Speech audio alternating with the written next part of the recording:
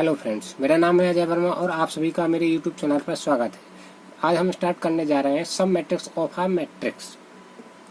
ठीक, तो डेफिनेशन क्या है? Any matrix obtained by omitting some rows and columns from a given M cross n matrix A is called submatrix of A। क्या होता है सब मैट्रिक्स?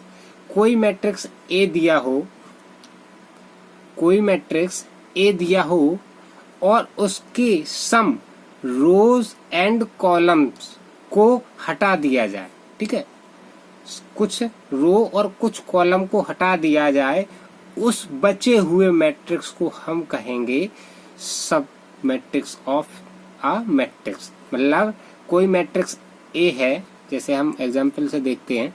मैट्रिक्स ए लिया हमने 1 2 3 4 5 3 2 1 9। ठीक, ये मैट्रिक्स लिए हमने ए। ठीक, ये ए मैट्रिक्स है। अब अगर ए का सब मैट्रिक्स निकालना हमें, ठीक, तो sub matrix of A is equal to क्या होगा? वो कह रहा है उसमें से कुछ रो और कुछ कॉलम को हटा दिया जाए, तो जो भी मैट्रिक्स बचेगा वो सब मैट्रिक्स हो जाएगा। ठीक, कैसा? जैसे हम ये R1 है, ये R2 है, ये R3 है, ये C1 है, ये C2 है और ये C3 है। ठीक, हम इसमें R3 और C3 को हटा दे रहे हैं, समझना इसको। तो क्या बचेगा? 1 2। ठीक, R3 को हटा रहे हैं हम पहले, तो 1 2 3 4 5 3। ठीक, तो ये R3 को हटा देंगे, लेकिन C3 को भी हटा रहे हैं हम, तो ये भी हट जाएगा। तो ये इतने एलिमेंट बचेंगे हमारे पास, 1 2 और 4 5। तो ये सब मैट्रिक्स हो जाएगा ए का सब मैट्रिक्स हो जाएगा। जैसे और देखते हैं, इसी का सब मैट्रिक्स और भी बन सकते हैं। Sub matrix of A is equal to, हम कह दें, ध्यान देना, 1 4 2 3 3 9। ठीक, ये हो गया, ये था 2 क्रॉस 2 का मैट्रिक्स, और ये होगा 3 क्रॉस 2 का मैट्रिक्स। ठीक, इसमें रो कितनी है? R1 R2 R3, कॉलम्स कितनी है? C1 C2। ठीक, अब यहाँ ध्यान देना, हमने क्या किया?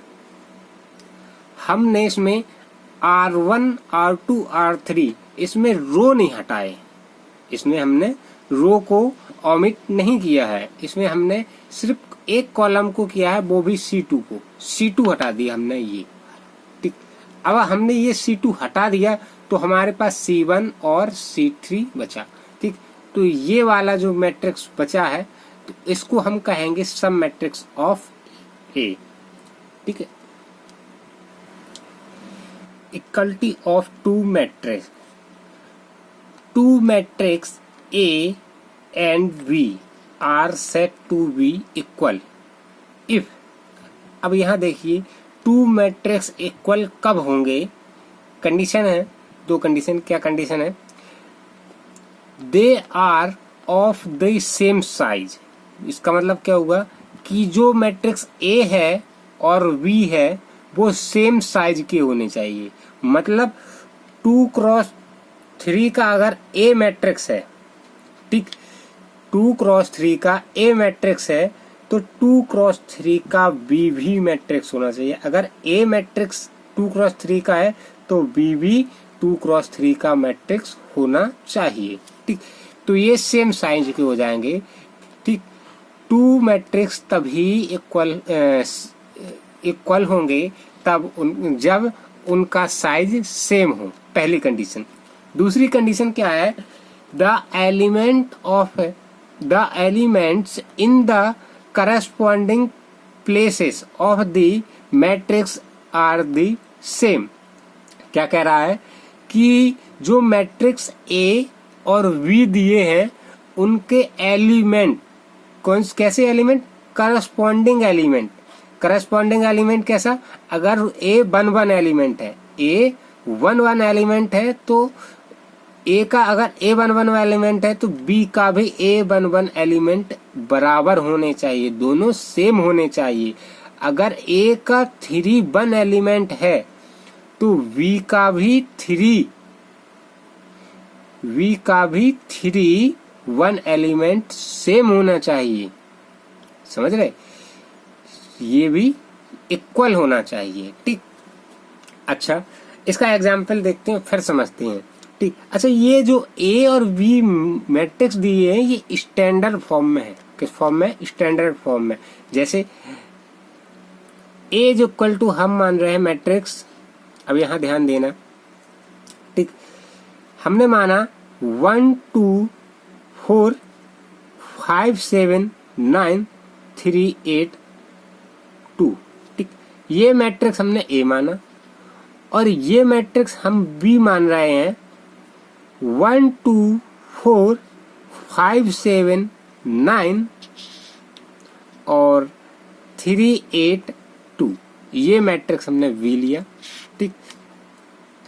अब यहां देखो ये A मैट्रिक्स और ये B मैट्रिक्स इक्वल है या नहीं, तो हम कैसे देखेंगे, पहले तो ये देखेंगे कि ये सेम साइज के हों, सेम साइज की।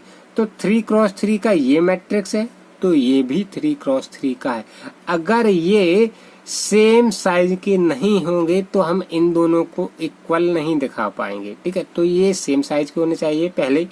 और दूसरी है कि जो इसकी करस्पॉन्डिंग एलिमेंट है, जो इसकी करस्पॉन्डिंग एलिमेंट मीन्स जैसे ये वाला एलिमेंट्स इसके करस्पॉन्डिंग होना चाहिए, ठीक। ये एलिमेंट कौन सा है, ये है A22, A22 कौन सा है, इसका एलिमेंट, ठीक। और ये है V22, ये दोनों सेम होने चाहिए, ठीक। तो ये हो जाएंगे, अच्छा वो भी सभी एलिमेंट सेम होने चाहिए, सभी, ठीक। ये करस्पॉन्डिंग एलिमेंट इसके इक्वल होना चाहिए, ये करस्पॉन्डिंग एलिमेंट इसके इक्वल होना चाहिए, ये करस्पॉन्डिंग एलिमेंट इसके इक्वल होने चाहिए, तभी ये दोनों मैट्रिक्स क्या कहेंगे, इक्वल मैट्रिक्स, ठीक।